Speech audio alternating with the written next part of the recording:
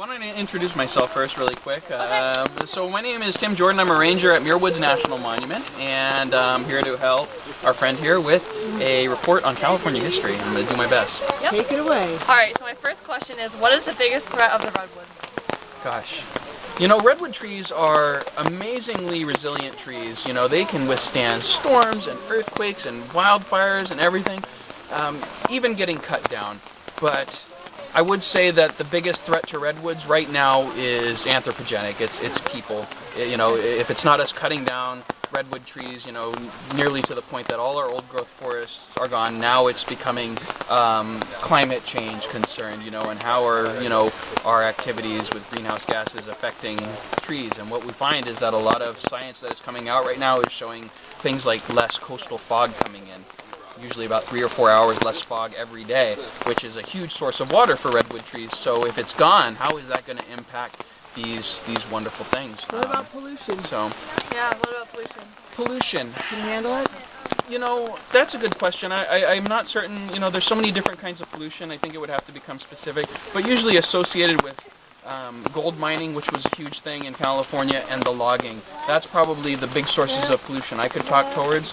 You know, with regards to gold mining, you know, they went and hydraulically mined all these mountainsides, and it washed sediment into our watersheds, and it clogged them up. You know, with logging, you know, they would again use waterways to transport trees. They would build roads.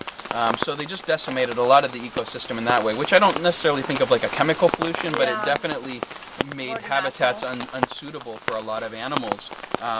Now here at Muir Woods, we've had the benefit of not having that kind of an impact, and so we're still experiencing wild salmon runs in our forest, which is something that we can boast and few other redwood forests can, especially this close to a major urban center. Next, we gotta go on. Yeah. Okay, I was gonna say, yeah, you gotta watch out. You put a quarter in me, I'll go all day. So. Okay, next question. Why don't burls grow on all the trees? So redwood trees all have that adaptation. You know, some of them will grow them in different places, and we're not really sure why. And usually it grows in a response to stress. You know, some kind of an environmental stress. Too dry, too hot, too cold, so they're whatever. Completely natural. They are completely natural, but in some places they grow really large for some reason, and other places not. And we don't really know why that is. So. Okay. Next question. What can we do to save the redwoods? I would say one of the biggest things that you can do is not to buy old growth. So products that are made from old growth redwoods is one of the best things that you can do. You know, definitely check in on sustainably harvested woods. I would say saving water is another really good thing. You know, we don't think of it, but a lot of the water we use is being diverted from places up north where redwood trees really depend on it. So I would say just being conscious of how we use our water and how we use our resources is the best way. That's good. What's your favorite part about Muir Woods?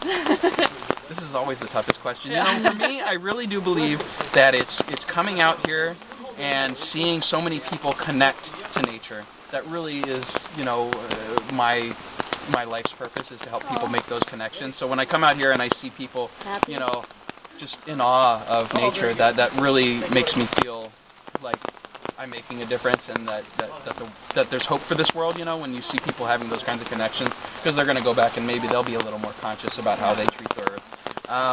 So I think that is probably my biggest thing. I like that. Yeah. And then the last one is, why are the bottom of the trees hollow?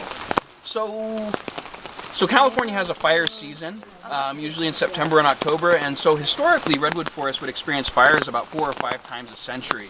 And at this point in time, you know, we really suppress fires, we don't let them burn. And so, but in the past, that regular occurrence of fire will burn through weakened areas of the bark and eventually hollow out some of those old trees. And it becomes habitat for a lot of different animals. Yeah. But it's something that you only see in an ancient forest where the trees are really big, that they can survive that fire. If it was a young forest, those trees would get burned up completely. But it is caused by fires through the ages. So. Okay, well thank you very much. You were very helpful. You're welcome. Thank I you. hope you do well on your